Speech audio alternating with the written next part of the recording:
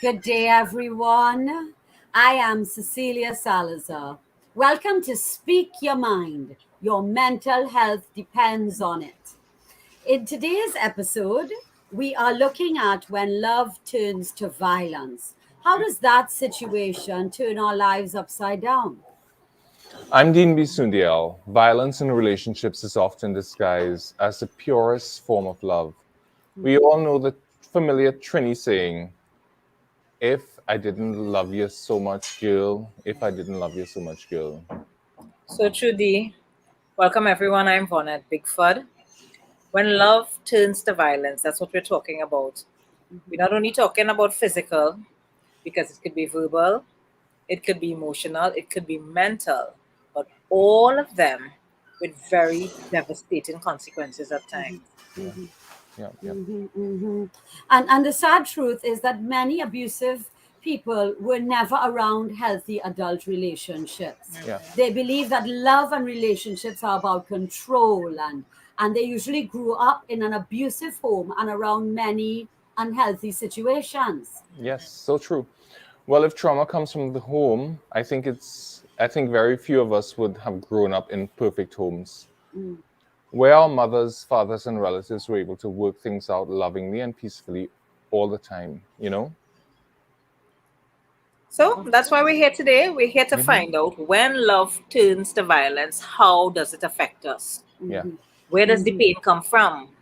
How could the abuser find help? And how can we help the children who are affected from becoming abusers themselves? Correct. Yes, definitely. And to help us answer these questions and navigate towards some solutions, today we have psychologist Swayne-Leo Hosein-Cadogan and former award-winning journalist, communication specialist Joannah Bharose. Let's start the conversation, shall we?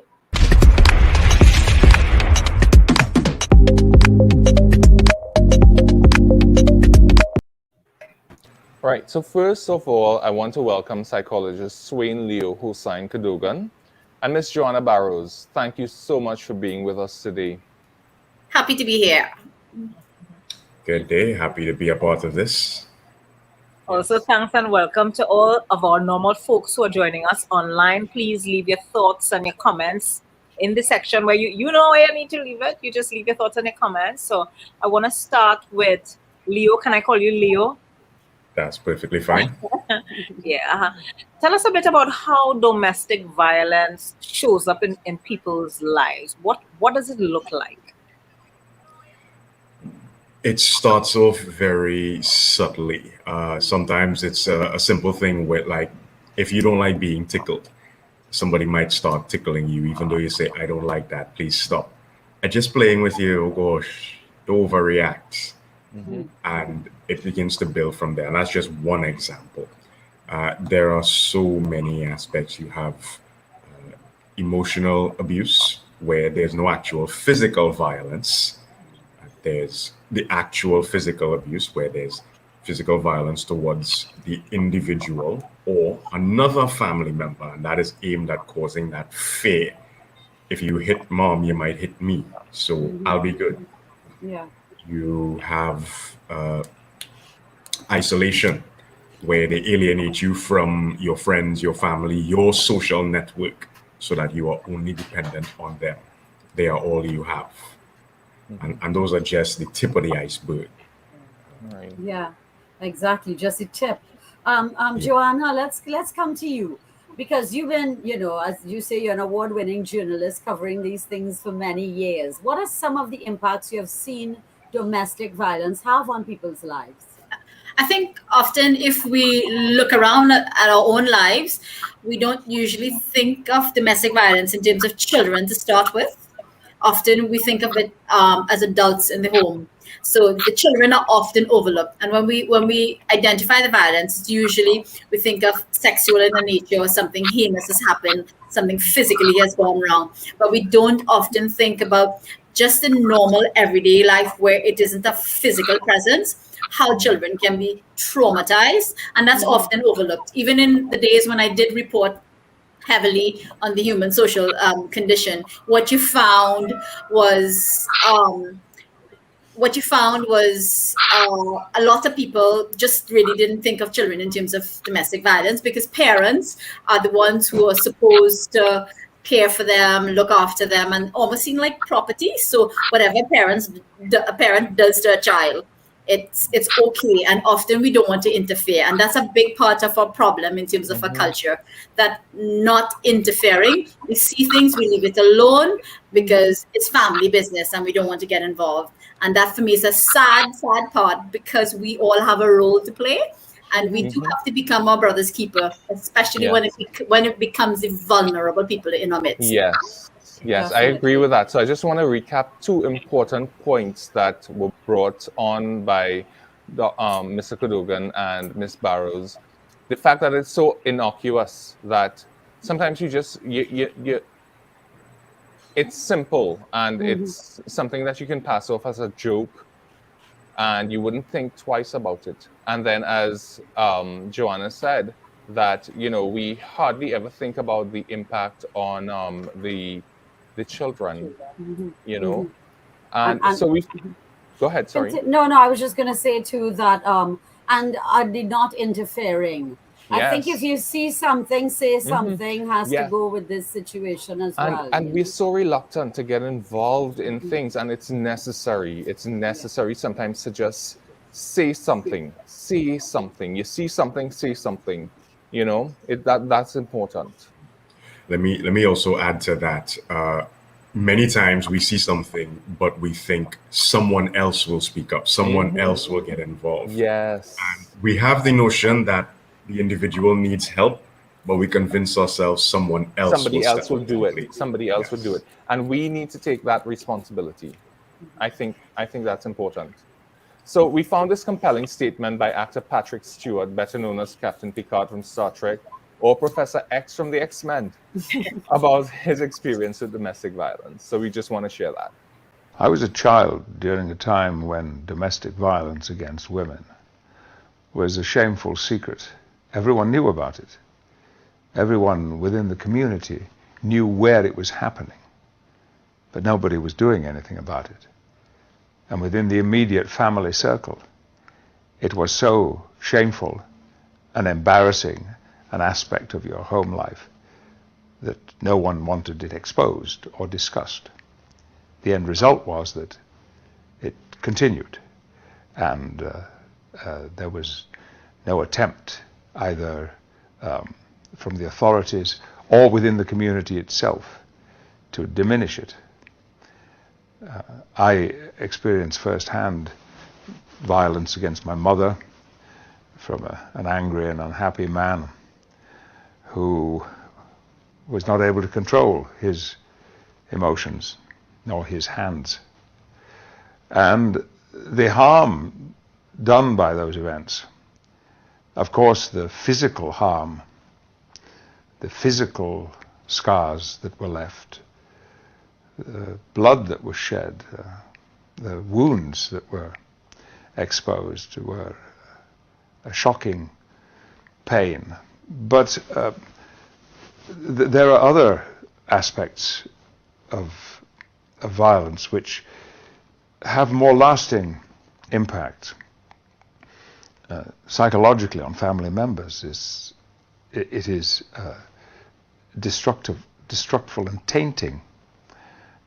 As a child witnessing these events, one cannot help somehow feeling responsible for them, for the pain and the screaming and the misery.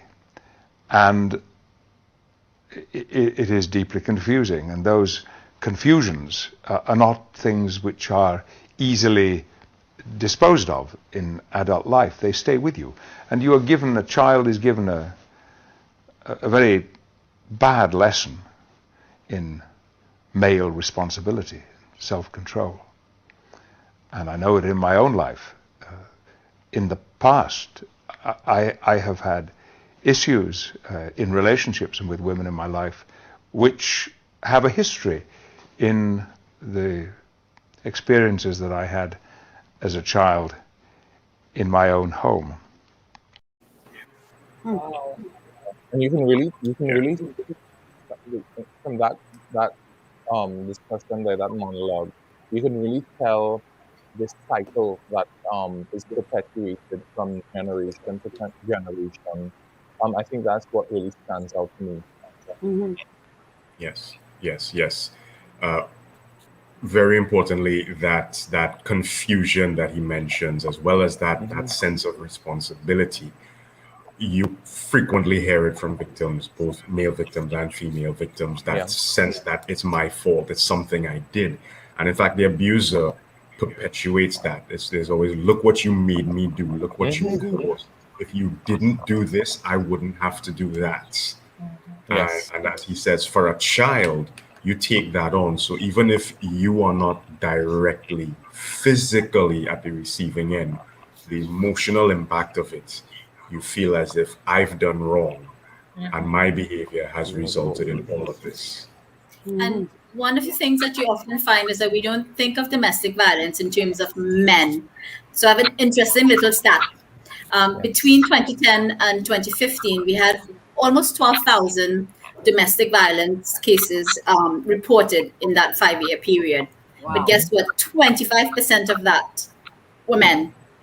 And guess what? Even 56% of the women who died as a result of domestic violence, the balance of that figure would have been, 44% men. So we don't often think of men as victims. We think of them as perpetrators. So I think it's a circle in terms of everyone is involved. Everyone's affected. Women, Everyone is affected. Yeah, but it's nice. Yeah. I think it's often good for us to spare thought in terms of the men who are victims and not necessarily perpetrators, as we generally stereotype men. Yes. I think that's important, yes. Well, we're definitely going to get more into that in our next show as well. So, Dean, are there any thoughts from our viewers or comments online right now? Sure. So, just from the feedback that we've been receiving on social media, Being Cod says, yes, my cousin used isolation on me for 4 years. That's Kirk Cambridge Delpesh. Right. Yeah. And someone else, Priya Gomes Mora, says, as kids, sometimes we aren't sure of what has happened is right or wrong, and repress those memories growing up, and then wonder if it actually happened at all when we are of an age where we can understand. Yeah. So there's some sort of psychological process that is happening there.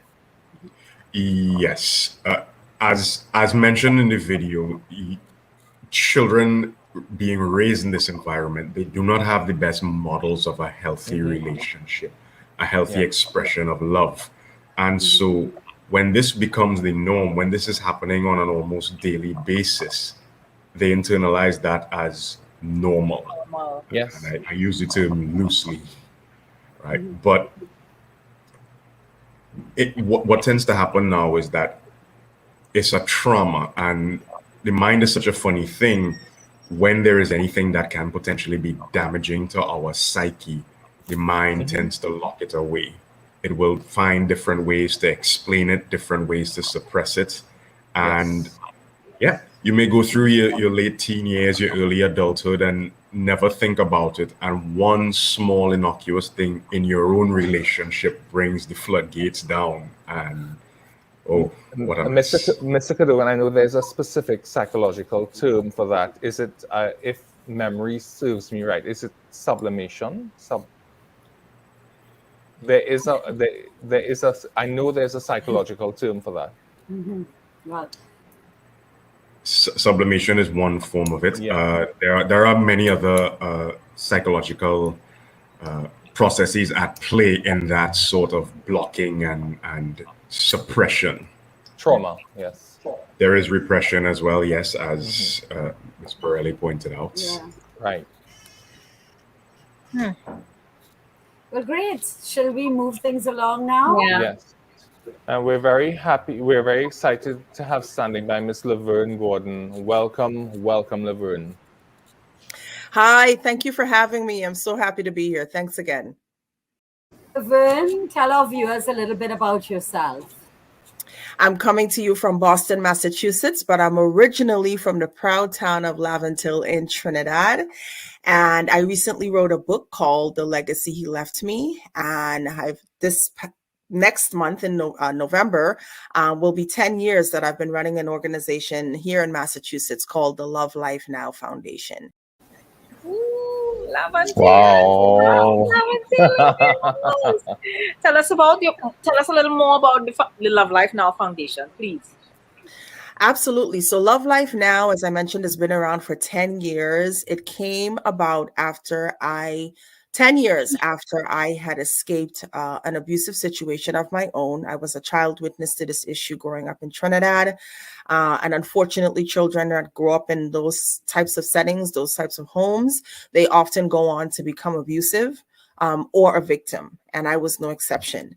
And after escaping a 2-year relationship where physical violence, emotional violence, verbal abuse was present, I formed the Love Life Now Foundation, which promotes year-round awareness around the issue of domestic violence. We want to keep this issue in the forefront as much as possible so that people can continue to talk about it as much as we can and not just hear about it in the news or read about it in a magazine story when you hear something about a victim being tragically hurt. And so true, Laverne. And there have been 2 high-profile cases in the U.S. recently that ended in murder-suicides with Gabby Petito and even our own Mia Marcano. Yeah. Did you have any signs that things in your relationship were not correct? Absolutely, there were signs that that were so prevalent. They were glaring, really, in hindsight.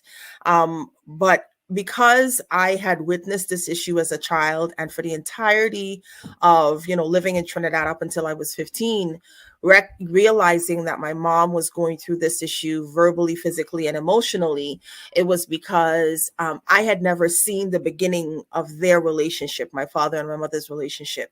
So the red flags that are often there in these types of situations, I did not see. I just knew what it was like to be in it. And so, the extreme amount of jealousy, the extreme amount of possessiveness, the extreme amount of attention, it just crossed boundaries that went way above and beyond what the beginning of any healthy relationship can look like. And I just took it as, man, he loves me so much. He cares about me so much that I'm just going to push those things to the wayside, even though my gut is telling me that things are inherently very wrong.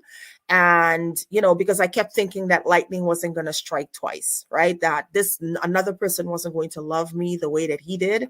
And so I kind of, again, dismissed these little things that were really big things and continued on until it got to a point where I was fully invested and fully into a relationship that was full of physical, verbal, and emotional abuse. Wow. I know exactly what you're talking about. The abuse creeps up so slowly, and it happens to both men and women of all backgrounds, all. Because we all feel that by staying, we can help make things better, and we can make the relationship work, and we could change him or change her. And a lot of times we can't. I was wondering what gave you the strength to leave, Laverne? What gave me the strength to leave? Wow, that is a loaded question. There were a number of things. First off, I don't think that I wanted to leave. I think the issue or the idea that I could end up dead is what pushed me to my next sort of step. And that sort of then, you know, developed into me leaving. But I certainly loved this person that claimed to love me. Uh, all I wanted was for the abuse to stop. And so if I'm answering that question honestly, it is really centered around the last night that he beat me. It started from 9 o'clock the night before and went till about 2 o'clock the next morning. It was a night of torture where there was, punching, spitting, slapping, strangulation, more punching, verbal abuse where he would stop. This was the first particular attack that he had grabbed a weapon. It was the first attack where he had used a knife.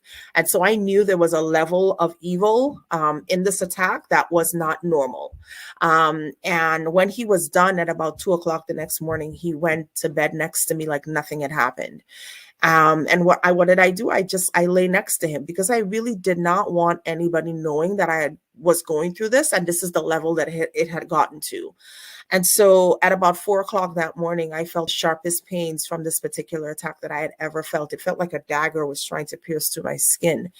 And I made a decision there and that moment to I should say I had a decision to make. It was either stay there and wait for him to get up and start again and possibly finish the job, or to get up and go get help at a nearby hospital, which I lived, about 5 minutes driving from. And that's where the process of leaving started. But I think for many other victims in these types of situations, it isn't because that you sometimes inherently decide to leave. It's because you're pushed to leave, whether it's for yourself, your safety. It could be for your kids. It could be for a pet.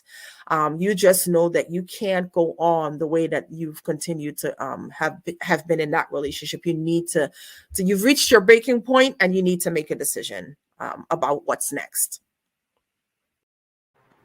Wow. Terrifying.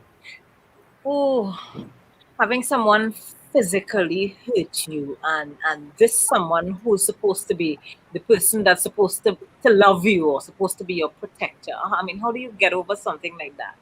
How did this happen a long time ago? So I left, or I should say I escaped this relationship back in 2001.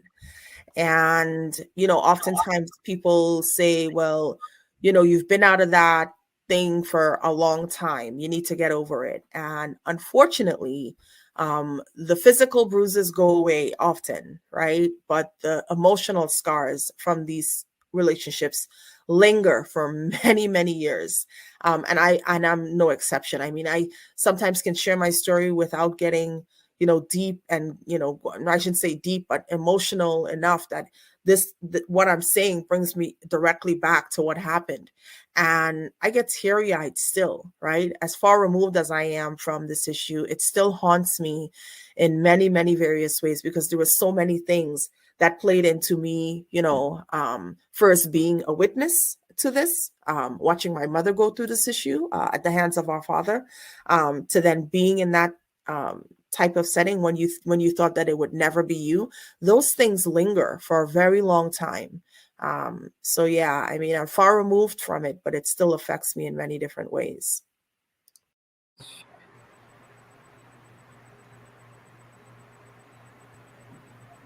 Yes.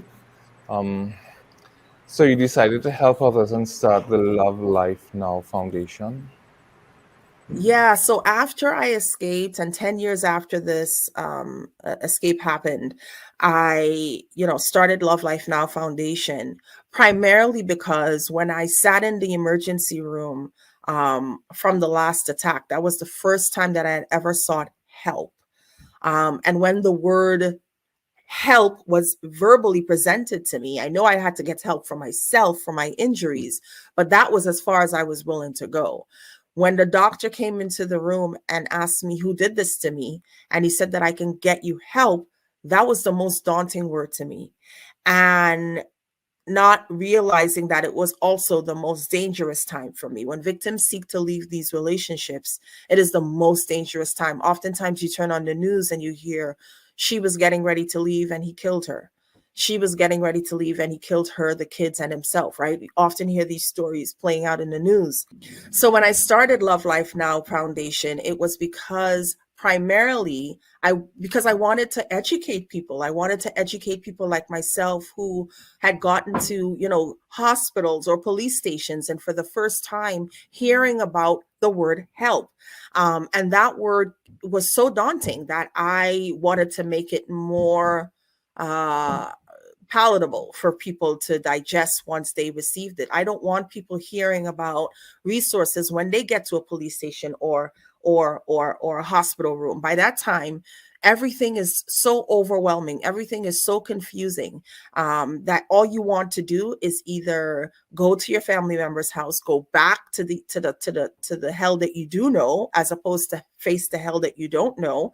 And that's not what you want to do. So in forming the foundation, primarily what we focus on is education and awareness, right? And we have two direct services that we offer. One is called the Get Safe Fund, where we offer folks help with a domestic violence related expense that oftentimes keeps victims bound in these relationships. So you've left, but you don't have anywhere to stay immediately because there's no shelter beds available. We can put you up in a hotel for up to 2 to 3 nights. You've left, but you left all your clothes behind. We can help with that. You've left, but you don't have a way from getting from point A to point B, whether that's a taxi ride, a bus ride, a plane ticket to get to and from one state or one country to another. We can help with that. And so that's one of our direct services. And then the other is where we go out and we meet the homeless where they're at.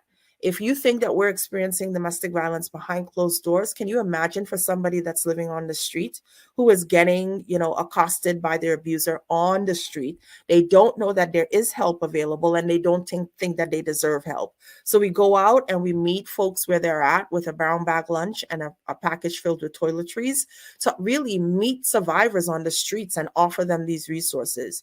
And then, as I said, primarily we're focused on education and awareness. So we're hosting events in the community at least once per quarter. Every quarter, we have an awareness initiative that's happening to educate people on this issue in a very interactive way. Wow, that is fantastic. That is excellent, Laverne. And what about your book? You said you have a book, The Legacy He Left Me. The book is called The Legacy He Left Me. And I was approached last year during COVID by a former industry friend of mine who started a publishing company and thought that, my story would be a good fit for their brand. And I started writing right around October and finished in January. And the book essentially chronicles what it was for me, what it looked like for me being a child witness to this issue, growing up in Trinidad up until I was 15, and then what it looked like being a young adult from the age of 21 to 23, being in this type of relationship, what it looked like and the red flags that I missed, what it looked like to be involved in the relationship altogether. But beyond that, what it looked like leaving, and beyond leaving, what it meant to survive, and not just survive, but thrive now. We touched on it before. We touched on how children that grew up in homes where they see all this negative energy and distress and danger. What happens to children like that? Yeah, as I mentioned earlier, children that live in abusive homes tend to often go on to become victims themselves or abusers. oftentimes when we have children, and back in the days, this was so much more prevalent, and this saying was so much more prevalent. Do as I say, not as I do. And that is just simply not the case. We know that that's been proven to be a myth, because children won't absorb what you say. Oftentimes, they'll absorb what you do. So if you are a parent that's in a relationship where you are being verbally and emotionally abused, you might say to yourself, well, you know what? It's okay, because I've never been hit, and I would never allow anybody to hit me in these types of situations, in this relationship. So my kids are okay. And that's the worst thing that you can think, right? Because children oftentimes will pick up on the attitudes and behaviors, even though they've never seen a punch been thrown, right? Or a push happen. If they see the way that daddy talks to you, it makes you feel a certain way, they're going to pick up on those emotions, and they're now going to have to internalize it and try to figure out what to do with that. I can't protect mommy from the words that my daddy says, so then I'm stuck with this. And they have really oftentimes no outlet to let that out. What does that then look like for them when they have to go to school, when they become middle-aged children? These attitudes and behaviors are being perpetuated, and the cycle is repeating from a very early age. And so one of the things that we do, and what's so important to me, is putting on workshops, educational workshops for high schoolers.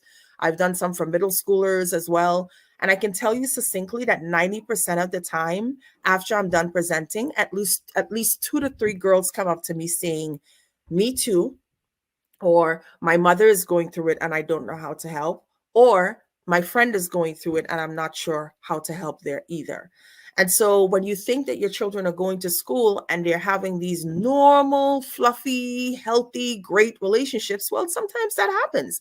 But oftentimes, again, they're bringing attitudes and behaviors that they learn from home into their relationships at school. And when they get a boyfriend or a girlfriend, that's where they then again begin to perpetuate what they've learned from home in those relationships that they're forming on by themselves. And you're oblivious as to what's happening.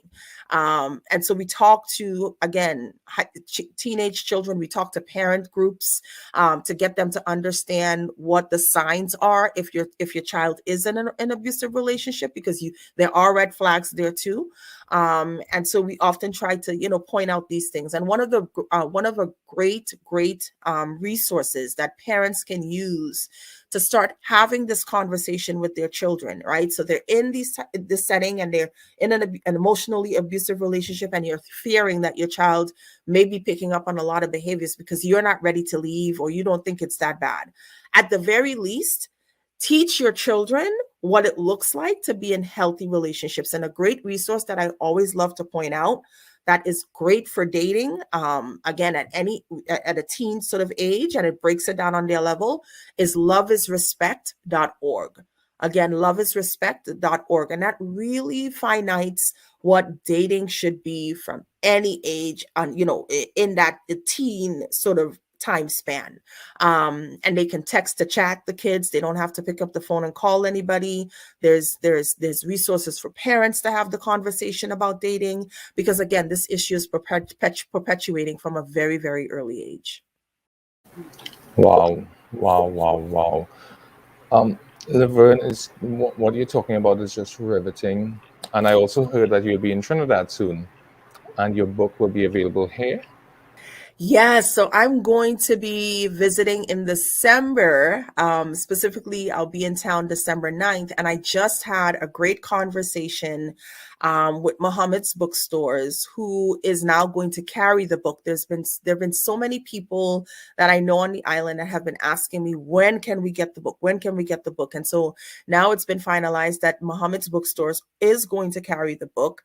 And while I'll be there to celebrate my mom's 70th birthday, God bless her heart, one of the things that I'm going to be doing is they're going to be also be organizing a book signing.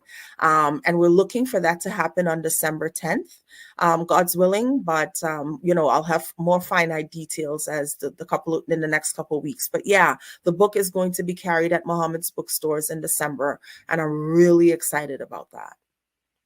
Laverne, this discussion was genuinely eye-opening. Oh, And yeah. I want to thank you for sharing so willingly with us, and congratulate you on all that you're doing to help bring awareness to domestic violence. It was indeed our pleasure chatting with you today. Thank you. Thank you. All the best from all of us here at OMG. Thank you so much.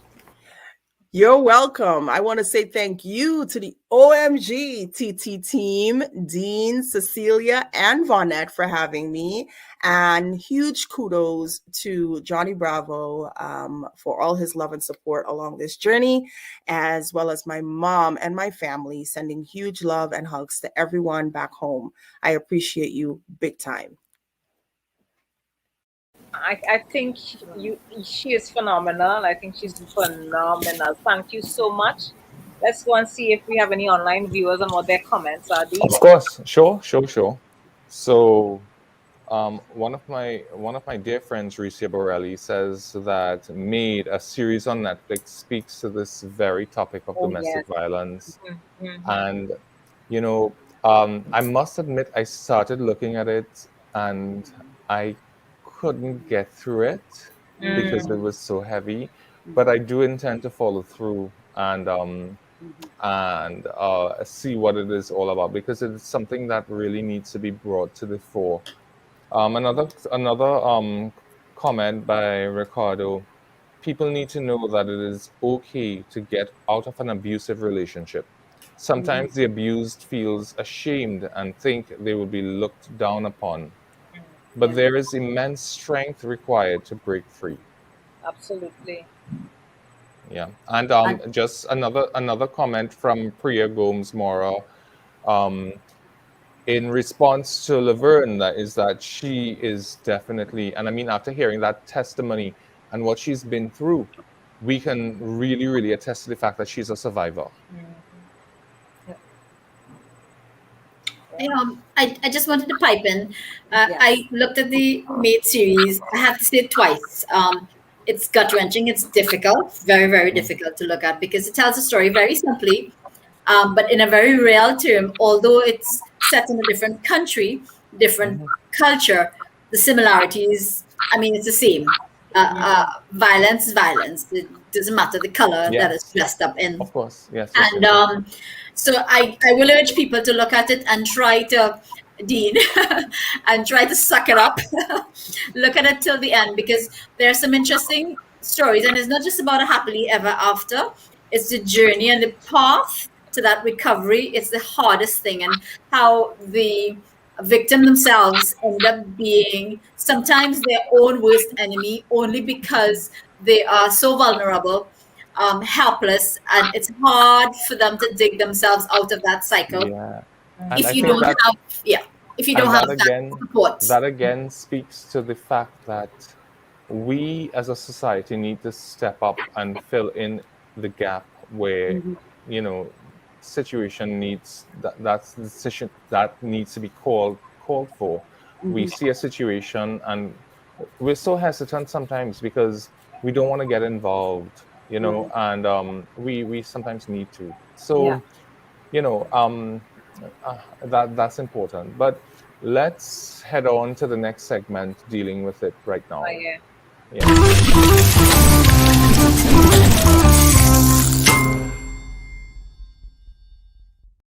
To deal with it, we first need to identify it. Let's talk about what situations are considered abusive.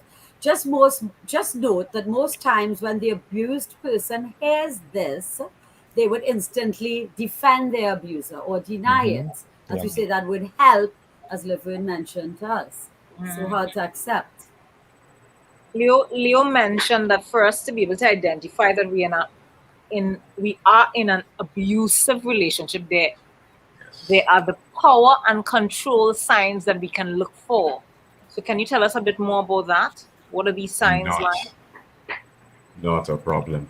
First and foremost, in terms of thinking about it, the term abuse is a much better term to use, because when we hear violence, it makes us think only of the physical aspect of it. Right. And that is just one small slice of this pie, if you see the circular diagram that we have up. So you also have the use of threats. So I'm not physically going to hurt you, but if I make you think I'm going to hurt you, you're more likely to acquiesce to my desires and do what I want you to do, right? That minimizing, that denying or blaming. Blaming is where, as we say, the abuser turns it into the victim's fault. Your behavior has made me act like this. Something you did or didn't do has made me act like this. And that minimizing, as I said in the start, you're overreacting. What are you doing? I didn't hit you. I just shouted at you. Why are you crying? These are the sort of behaviors that we see coming to the forefront. Yeah. And so even where we mentioned isolation before, damaging somebody's reputation, damaging their relationship with friends and family, basically destroying their social circle. We know economic abuse also exists, where the abuser is the controller of the finances. So even if they aren't the main earner, they've wrangled the purse strings, so to speak. And I will give you an allowance. I will decide what you should buy. And more often than not, you find that the abuser spends willy-nilly on themselves, on their friends. They have a very flashy lifestyle, and you must be left with the dregs. Only if I say you get something better, you get something better. Yep. And these are just, I find something interesting that Leo said, and we don't often think of this as abuse. When you said, if I make you think I'm going to hurt you. Yes. I mean, that is in all aspects of our lives, Fair. and we wield that individually so easily without thinking, and we don't think of it as abuse, because we just think, well, I didn't do anything to you. But people don't realize the threat of what could be is as damaging as the actual act. Oh my gosh, how much of that we grew up with? How much of that we grew up with? Yeah. I'm just thinking how much of that. If you do this, I'm the going fear of the curtail was worse than the actual curtail, as we say back in the day. Lord. I mean, if we look to many of our childhood experiences, now I don't know about the rest of you, but I always credit my grandmothers with, I say they beat me onto the path of the straight and narrow. But there is a drastic difference between discipline and abuse. And so because we've grown up in this Caribbean society where physical discipline has been a part of our childhood, that now being incorporated into our adult relationships, we straddle that. Is this okay? Is this not okay? I mean, I was raised on discipline, so maybe this is okay. This person is disciplining me because they care. And just as we've seen that rhetoric of, they love me so much, they want what's best for me, and they're guiding and correcting me. And this is how we, as victims, minimize our abusers' behaviors as well. But Mr. Cadogan, is there a way to draw that line between abuse and discipline? Because that's always something that I've considered. It's a fine line. It's a fine line. It is. For me, and I will speak from my own personal experiences, whenever physical discipline was met out, it came with a lecture. And I always joke with my friends, I rather get a beating from my father than a lecture from my mother. Because the beating from dad was a quick 3-4 seconds and go think about what you've done. Whereas mom is, you get a lash for every word she has to utter. But therein lies the difference. When, as a disciplinarian, you're responding in anger, you're lashing out physically because you're frustrated. The person on the receiving end has no idea what's going on, just that you're angry and I need to run. But when there is that exchange of, this is what you've done wrong, this is why you are receiving punishments, is much different. And that's where it separates from being just a physical assault and abuse, as you would say, to being discipline. Sure. And we know that a relationship can be complicated and a complex situation. And we find many reasons not to leave, get help, or not get out of these relationships. However, weekly we see them go horribly wrong in the news, and we convince ourselves that our situation is not that bad. All these people that died told themselves the same thing at some point. They told themselves the same thing at some point. Yeah, so let's find some solutions Yeah. in our next segment, Finding Help.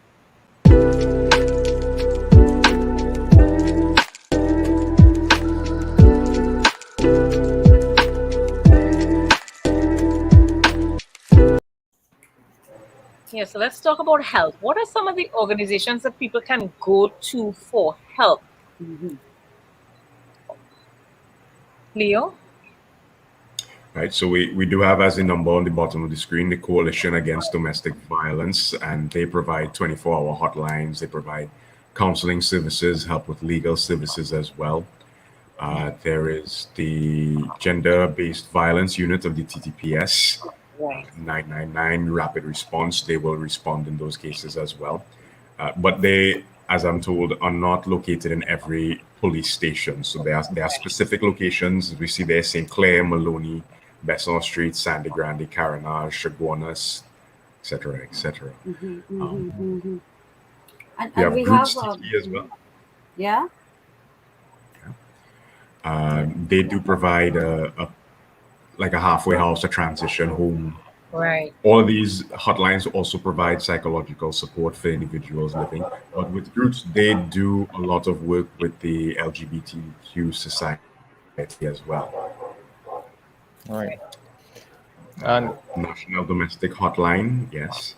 And for anybody who can't grab these numbers immediately, there is a database that has been created by the Ministry of Health. This is Find Care TT. If you just do a simple Google search for it, it pops up. And once you enter the term domestic violence in the search engine, it will bring up all these numbers as well as your health centers as well.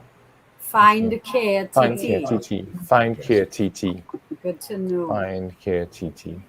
I wanted to point out as well, and it's an avenue that people may not think about.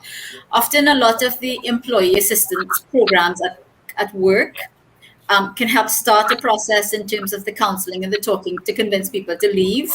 Yes. Because sometimes the privacy, the stigma about going to a particular location, and people end up, there's a whole lot of complications. And sometimes, so I say to people, access the AP program at your company. It may just start, and those that kind of counseling and psychological help, it's very confidential. Your employer will not know. The people in HR or wherever will not know the content of your meetings and the counseling sessions. We've had a lot of time people think, oh, well, if I access AP, they think I'm mad or I'm crazy or whatever. Nobody knows what you're going through. So at the end of the day, it's something that's right at your doorstep, at your desk. Access it. Well, it was also something that Leo said, that we can go to our health centers. I never thought about that. No. Yeah. It's not something. It's not something. And the point here is that there are resources, and help is readily available via your EAP systems at work or the health centers, as Cecilia and Leo said. The aim is not always to take your abuser and lock them up, but to find help. And with the many agencies tasked with helping people through domestic violence, there must be some hope. And just a plug for Tobago, if you're in Tobago and you dial 211, the operators there will direct you in the right direction with a course of action, whether it's something you decide to probably move out of immediately, or if you're looking to start your process. So you could dial 211 in Tobago. Yeah. Very responsive.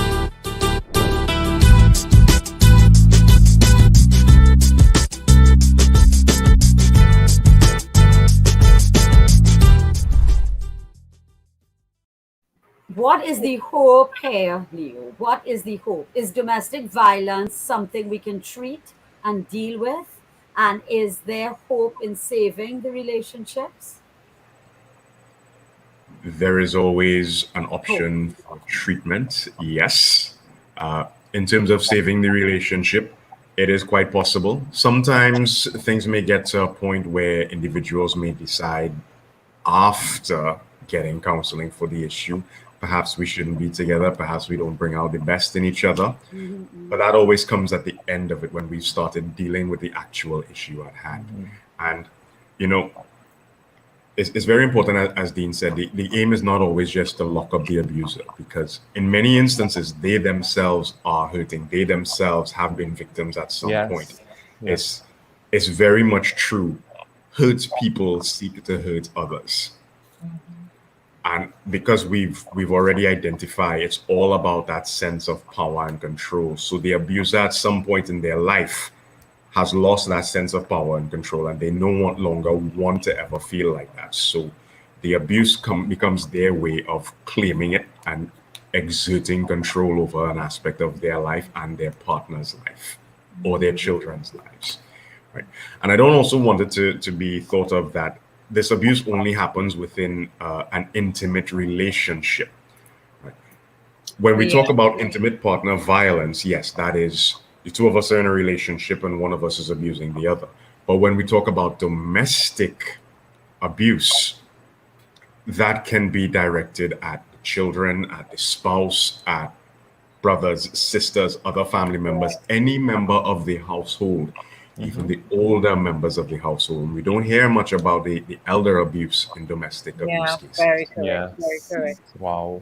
And then you see that through the level of care in a lot of the homes for the aged, where even you have the carers themselves are not really trained. Sometimes it's just a little end job for them, and they end up in it, and that continues for years and years and years. And when you talk to a lot of the older folks, sometimes they may be very quiet about it because they have to continue. They feel like they have to continue living in that. But you're right, Leo, and it's something I'm glad you brought up, that we the elderly abuse in this country and neglect. Sometimes we may just see it as neglect, but it is abuse. Let's call it for what it is. Yes. And we don't think of it in terms of older person more sensitive, that they are more fragile mental state, because everybody tends to think that they've lived their lives and so they expect me to care. But at the end of the day, you have families who do neglect and they do use homes. I'm not saying homes don't have value, who do use homes as a care service where they get to absolve themselves of the responsibility of caring by not visiting. That's abuse, because the neglect and the deterioration when an older person don't have their loved ones around them. What happens? Yeah. Oh wow! I never thought about it. Never thought about it. Even with a 96-year-old grandfather, I've never associated that with when we're talking about abuse. And that's why it's important to have these discussions, because then now we know. Yeah. And I'm sure that changes your perspective on things, you know. And if abuse is going on in the home, as we are talking about, and starting from childhood and going on, I mean, it will continue until the person gets old as well. They could be going through that for their whole lives. And abuse in our society is kind of normal, it's very normalized. You go to someone's home and somebody may shout at the parent or the grandparent who's older, or you can see them reaching out. They need something, and you just bypass it. And we don't think of it because we're very used to it. And in our culture, I think certain types of domestic violence has been normalized, and people don't see it. Simply don't see it. So we have to start from young. Yes. Start We from have to young. unlearn for generation. Unlearn. And that's why I advocate civic and social studies in primary school. I was just going to ask about Teach that. our children to be better humans before they become academics. I was just about to ask you. Say that again. Programs. I was just about to ask if we have any programs in the primary schools, because if we say at the end of the day, it's better to catch it before it escalates into anything. So I was just going to ask if we have any programs in the primary schools that talk about stuff like this. I don't know. I don't know. I don't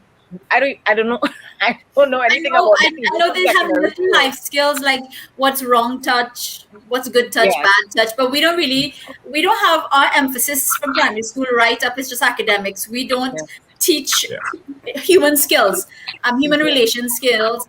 Our children we are brought up not understanding what it is to be human, what it is to be kind, and it's not actively pursued in our school system where we spend a huge portion of our life. And when you get home, it's pretty much a lot of the same.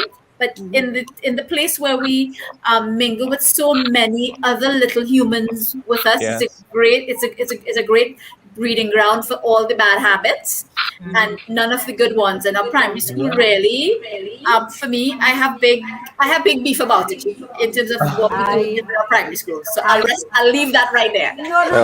You can. I agree with you. I totally agree with you, and this is why.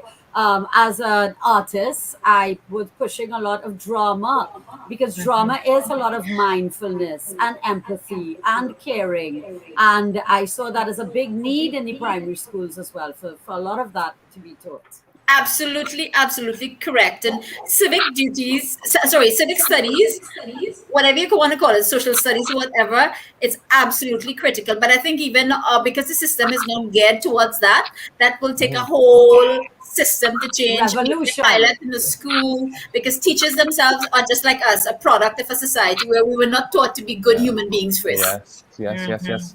And Now, even back in the day. Sorry, go ahead. Yeah, sorry. I do know that there are entities out there, NGOs who are trying to pick up the mantle. So where the syllabus falls short on teaching some of these things, there are these NGOs. One such is, I think, the McKnight Mentorship Group.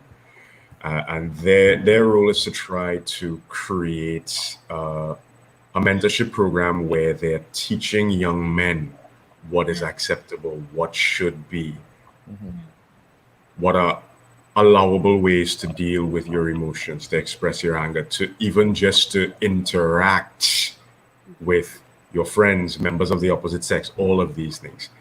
And it's a small drop in the bucket, but it's a start.